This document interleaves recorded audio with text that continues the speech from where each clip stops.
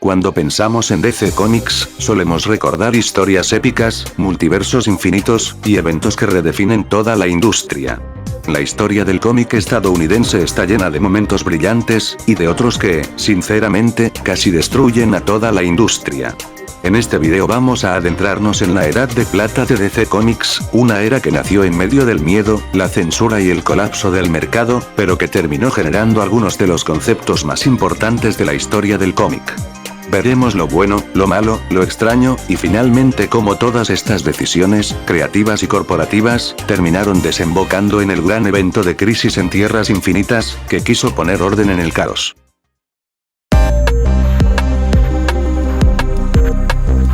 A principios de los años 50, el cómic estadounidense estaba bajo ataque. Las historias que dominaban el medio eran las de guerra, terror y muchos más relacionados a ese género. Es así como la opinión pública, y un médico psiquiatra llamado Frederick Wertham, autor del polémico libro Seduction of the Innocent publicado en 1954, sostenía, sin evidencia científica real, que los cómics fomentaban la violencia, la delincuencia juvenil e incluso desviaciones morales. Sus acusaciones contra Batman y Robin, insinuando una relación homosexual, o contra Wonder Woman, a quien tachaba de promover fantasías poco saludables, generaron un escándalo nacional. Esto llevó al Senado de los Estados Unidos a realizar audiencias públicas sobre los efectos de los cómics en los jóvenes. La presión mediática fue tan grande que las editoriales, temiendo una regulación gubernamental, decidieron crear su propio organismo de control, el Comics Code Authority, fundado por la Asociación de Revistas de Cómics, o por sus siglas, CMA. El Comics Code imponía reglas estrictas, como por ejemplo, los criminales nunca podían ganar. No se permitía mostrar sangre, terror, monstruos clásicos ni violencia gráfica. La autoridad policial debía ser respetada siempre. Cualquier insinuación sexual estaba prohibida. Y los héroes tenían que comportarse de forma absolutamente moral. El impacto fue devastador. Editoriales como EC Comics, famosa por sus historias de terror y crimen, prácticamente desaparecieron. Otros géneros también quedaron mutilados. Y aunque DC fue una de las compañías menos afectadas, porque sus series ya eran relativamente limpias, tuvo que adaptar aún más sus historias a estas nuevas reglas. Pero esta censura también dejó un vacío creativo enorme. Los superhéroes, que habían perdido popularidad tras la Segunda Guerra Mundial, de pronto se convirtieron en la opción más segura para sobrevivir. Y ese ambiente, controlado y casi clínico, fue precisamente lo que dio origen a la Edad de Plata.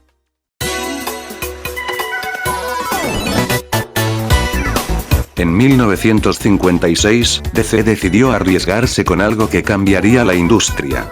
Tuvieron la idea de revivir a un superhéroe clásico de la Edad de Oro, Flash. Pero, en lugar de traer de vuelta a Jay Garrick, optaron por crear un personaje totalmente nuevo para adaptarlo a la época científica de los años 50. Así nació Barry Allen, un investigador forense, obsesionado con la ciencia y la lógica, que obtenía sus poderes mediante un accidente con químicos y un rayo. Su debut en Showcase número 4 fue un éxito rotundo. El público respondió con entusiasmo. El género de superhéroes podía reinventarse. Esto impulsó una cadena de renacimientos.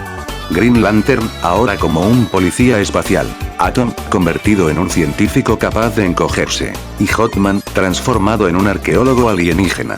DC encontró la fórmula perfecta, personajes científicos, tramas futuristas, ideas cada vez más ambiciosas.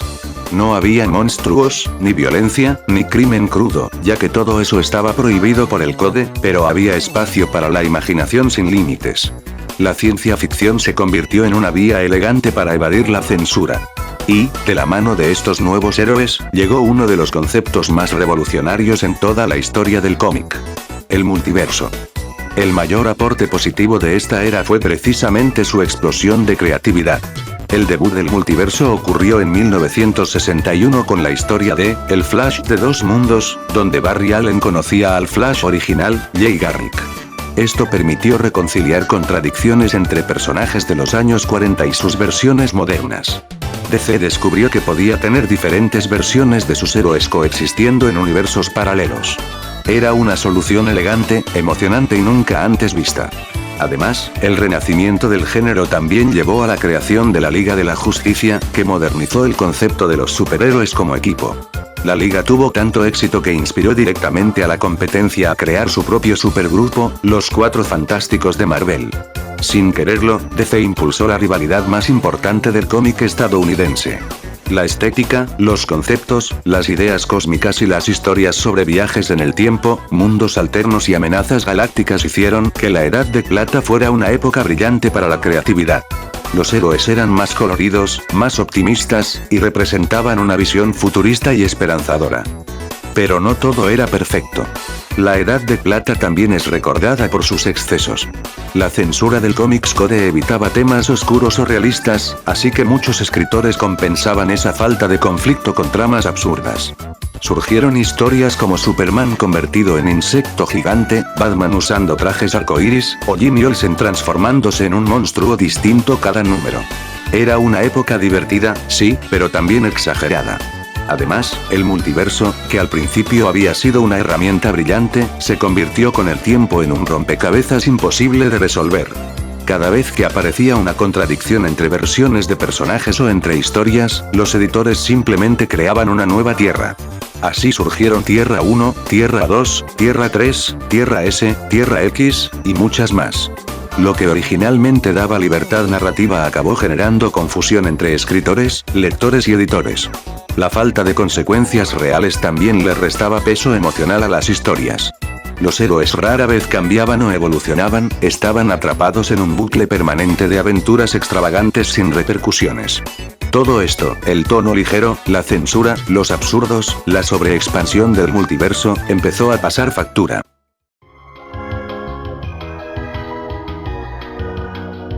A finales de los años 70 y principios de los 80, DC se dio cuenta de que su universo era cada vez más difícil de entender. Los lectores nuevos no sabían por dónde empezar. Los editores se tropezaban con contradicciones en cada serie. Y los escritores no podían contar historias realmente profundas o dramáticas porque todo estaba condicionado por reglas viejas, ideas infantiles y una continuidad fragmentada. La existencia del multiverso, que había nacido como un recurso brillante, se había convertido en un laberinto imposible de manejar. Era necesario tomar una decisión radical. DC quería atraer a nuevos lectores, ofrecer historias más maduras y, sobre todo, establecer un universo cohesionado. Fue entonces cuando Marv Wolfman y George Pérez propusieron un evento que lo cambiaría todo. Crisis en Tierras Infinitas, publicado en 1985. Este evento fue concebido como un reinicio total. En la historia, el Antimonitor comienza a destruir universos completos, consumiendo realidades enteras para incrementar su poder. Héroes de todas las tierras, desde los más clásicos hasta los más modernos, se unieron para detenerlo. El evento trajo sacrificios históricos, como la muerte de Supergirl, el sacrificio de Barry Allen, la desaparición de universos completos.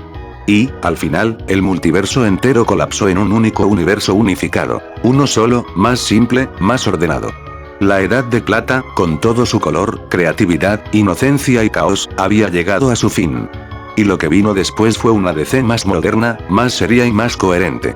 Pero la chispa inicial, el renacimiento de los héroes y el multiverso, jamás habría existido sin aquel clima de censura extrema que impuso el Comics Code Authority.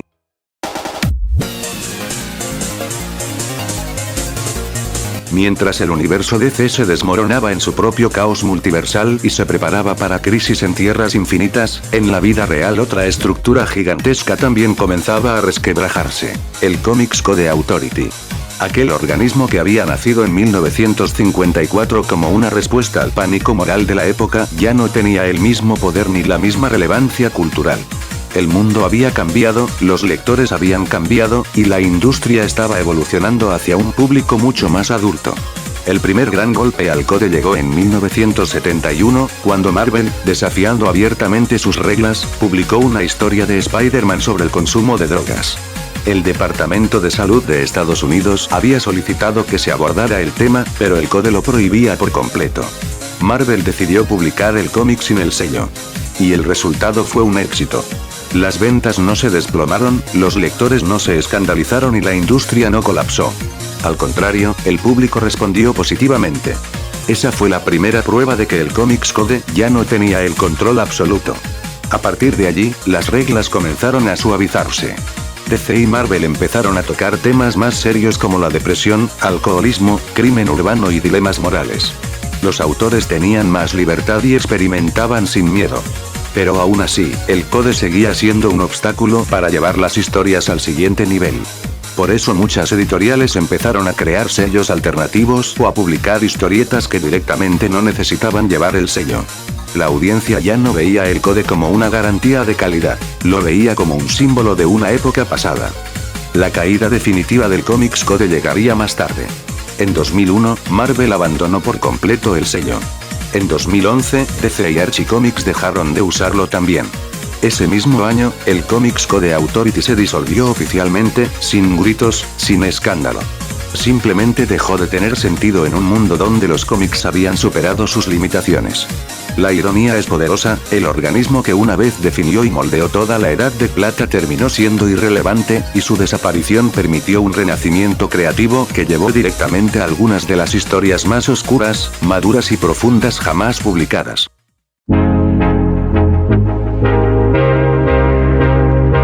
La Edad de Plata nació por necesidad, creció gracias a la imaginación y murió por su propio exceso. Fue una era de experimentación desbordada y censura estricta, de optimismo ingenuo y estructura frágil. Pero también fue la etapa que sentó las bases para lo que DC es hoy. Si no hubiera existido la censura del Comics Code, quizá no habríamos tenido ni a Barry Allen, ni a Hal Jordan ni al multiverso. Y sin ese multiverso, nunca habría existido Crisis en Tierras Infinitas, uno de los eventos más importantes en la historia del cómic. Da para pensar, muchachos. Si te gustó este video informativo acerca de la Edad de Plata, no olvides suscribirte y dejar un like para apoyar mi contenido. Yo soy Silver, y nos vemos en un próximo video. Adiós.